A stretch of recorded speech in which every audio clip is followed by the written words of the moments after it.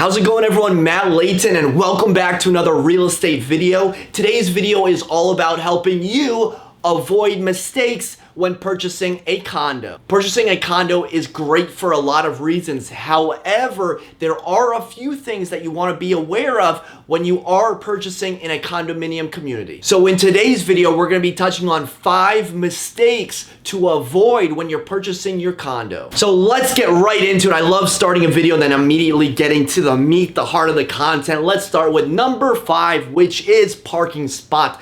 Not knowing the size and location of your parking spot when you're purchasing a condo. Guys, you should not find out the location and size of your spot on the final walkthrough inspection. You know that thing you do right before you close?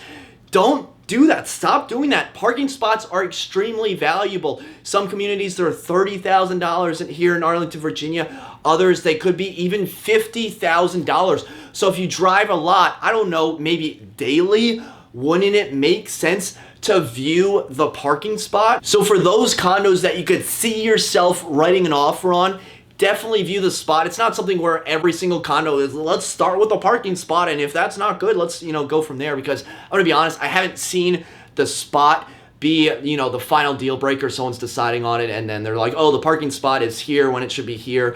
I haven't seen that as the last deal breaker.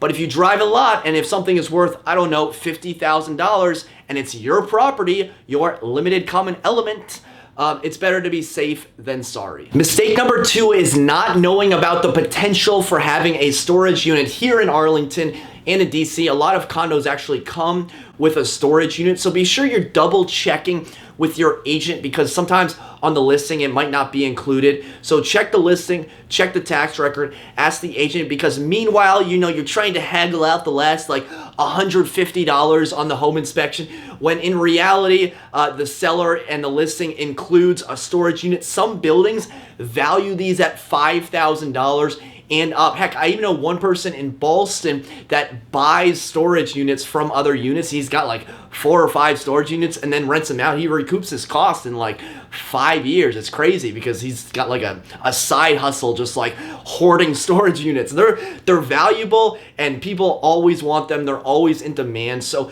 be sure you double check and triple check, because a lot of times it's not readily available. It's not readily apparent if you do have a storage unit or if you don't. So be sure you're checking up on your storage unit. Number 3 is restrictions. So if you've never lived in a condo before, there are some rules and regulations that you need to abide by. The most talked about ones are usually the pet restrictions, grilling restrictions, and move-in restrictions, all 3 of which you need to pay attention to. So you're going to be getting the condo docs. And guys, the condo docs are they could be like 400, 500 pages. No one wants to read them. But if you just don't read them, you might be surprised, or you might be taken aback if you're thinking about getting a pet or thinking about putting, that gas grill on your balcony, 1 foot from the interior. So, there are rules, right? You need to read the rules. So none of them are going to be too harsh, but be sure you actually make an attempt to understand the basic rules and regulations of your condo building. I think the most outlandish thing I've ever heard of someone breaking the rules is I got an email from a community manager. I was the listing agent and the tenant had broken a rule and I was CC'd on that.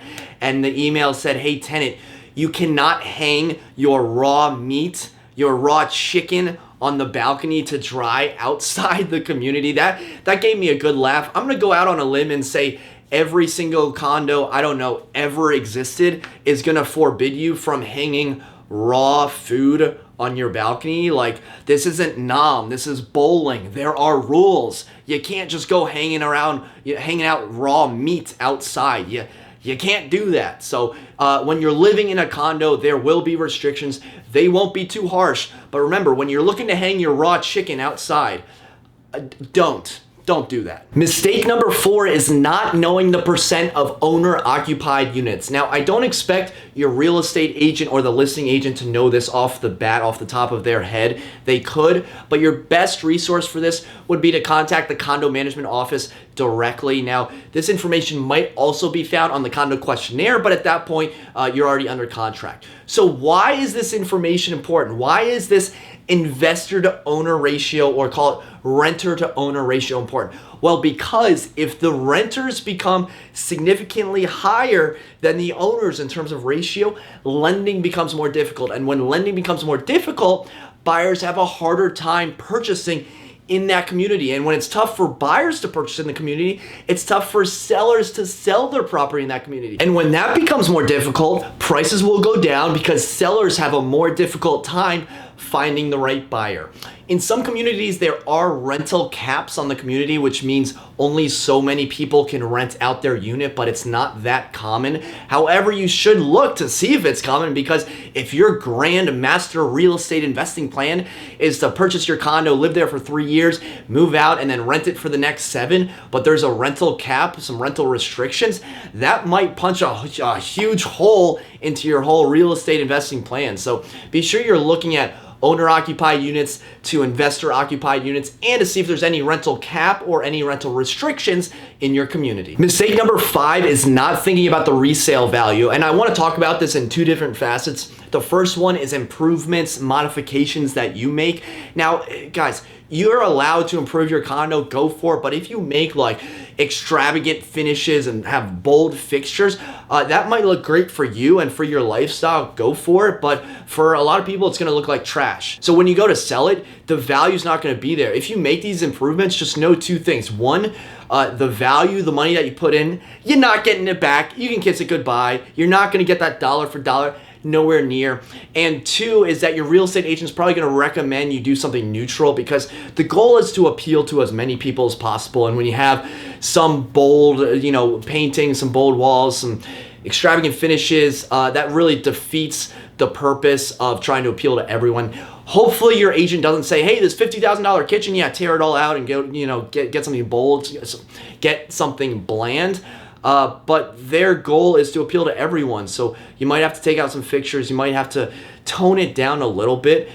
So when you're making these modifications, just know that those modifications are for you. When you're looking to sell, let's tone it back just a little bit. And part 2 of this equation of not thinking about the resale value is not putting an emphasis on those features and benefits that will help you sell the condo for more in the future. Let me give you one very specific example. When you're looking at condos, a lot of times you're gonna have the same floor plan, but one unit will have an outdoor space, a balcony, or a patio, while the other will have a sunroom, enclosed, livable space. And my buyer will say, Matt, I don't care, I just don't have a preference either way. Fine, that's all good and dandy. I'm indifferent on so many things. When I look at the tax records, and when I look at the comparable properties, when I look at the recent solds, I notice that, hey, sunrooms sell for $10,000 more, depending on the community. So you might not care either way, but I guarantee when you look to resell, you're gonna care about the sales price, and you're gonna care about which unit will get you a higher price. So even if you don't care now, think about what a feature and what a benefit is that someone might care about in the future. Whether that's a balcony, a fireplace. Fireplaces don't really add too much, but some people love fireplaces and want a fireplace. I don't get it either. A fireplace in a condo, it's kind of a waste of space to me, but that's, again, this is my opinion. And then if I look in the sales records and see that fireplaces sell for a higher price without being priced higher to begin with, if that makes sense, I personally might go after the ones that have a fireplace, because that's like untapped potential. So part 2 of not seeing the value is think about the resale value and think about a feature or a benefit that would help you resell it for a higher price. There you have it, the 5 mistakes that condo buyers are making, but you're not making it because you watched this video. Now you're gonna avoid those 5 mistakes. Guys, I wanna hear from you. Did I leave anything out? Do you have any insight into this? Drop me a comment in the comment section below and let me know if there's any other mistakes that you think are very prevalent that condo buyers can avoid. I'm just all about mitigating risks. So if there's something that we can avoid, let's talk about it. Drop me a comment in the comment section below. Thank you very much for watching. Until next time, create a productive day. Take care.